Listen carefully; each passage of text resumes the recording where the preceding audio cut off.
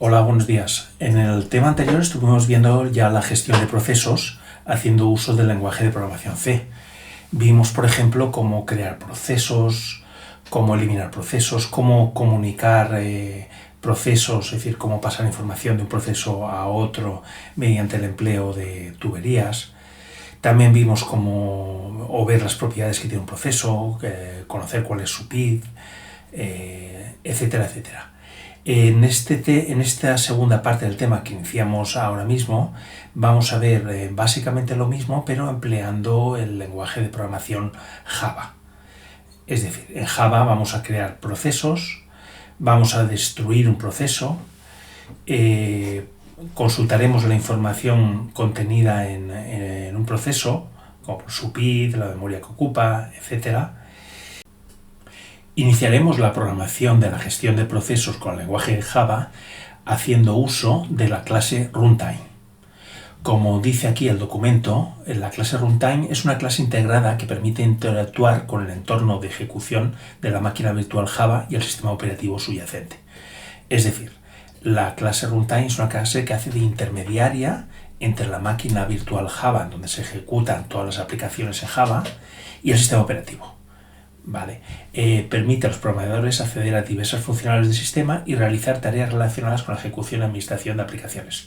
Resumiendo, con la clase Runtime vamos a poder acceder a métodos que visualizan el total de la memoria disponible en el sistema, la memoria libre, la memoria ocupada, y también podremos invocar a un método muy importante que es el método de Garbage Collector. El método Garbage Collector es un método encargado de eliminar la basura que queda en la memoria RAM una vez ejecutado un código y quedan, digamos, residuos, zonas ocupadas en la memoria. Pues bien, al invocar este método de Garbage Collector, lo que va a hacer es hacer una limpieza y hacer que el sistema disponga de más memoria libre. En el temario que os aporto en la asignatura tenéis este código en el cual se hace uso de la clase que os comentaba, de la clase Runtime. Fijaros aquí que inicialmente lo que se hace es se define un objeto de la clase Runtime, y a partir de la creación de dicho objeto lo que se va a hacer es invocar a los métodos para visualizar la memoria libre, la memoria ocupada, etc. Vamos a desplazarnos aquí hacia la parte del código de lanzadora, del método main, hacia aquí. Y os fijáis aquí, en un principio lo que hago es creo un objeto, EJRT, de la clase ejemplo Runtime. La clase ejemplo Runtime es la que tenemos aquí en la parte superior, y al crear un objeto de la clase ejemplo Runtime se va a crear automáticamente un objeto R de la clase Runtime. Bueno, la cuestión es que una vez hemos creado este objeto podemos invocar, por ejemplo, al método info-cpu, donde se va a mostrar información sobre la CPU, sobre el uso de la CPU, etc. Si invocamos a continuación al método info-mem, vamos a ver información acerca del estado inicial de la memoria. Pues hablaríamos de la memoria libre, la memoria ocupada, etc. Y finalmente, para hacer una prueba, después de ver los valores por defecto iniciales de la memoria del sistema, vamos a entrar aquí en un bucle simplemente de prueba para crear 20.000 objetos. Es decir, de forma que veremos que hay un consumo importante de memoria, ¿no? Bien, después de hacer eso volvemos a invocar el método infomen y veremos que la memoria disponible se habrá reducido.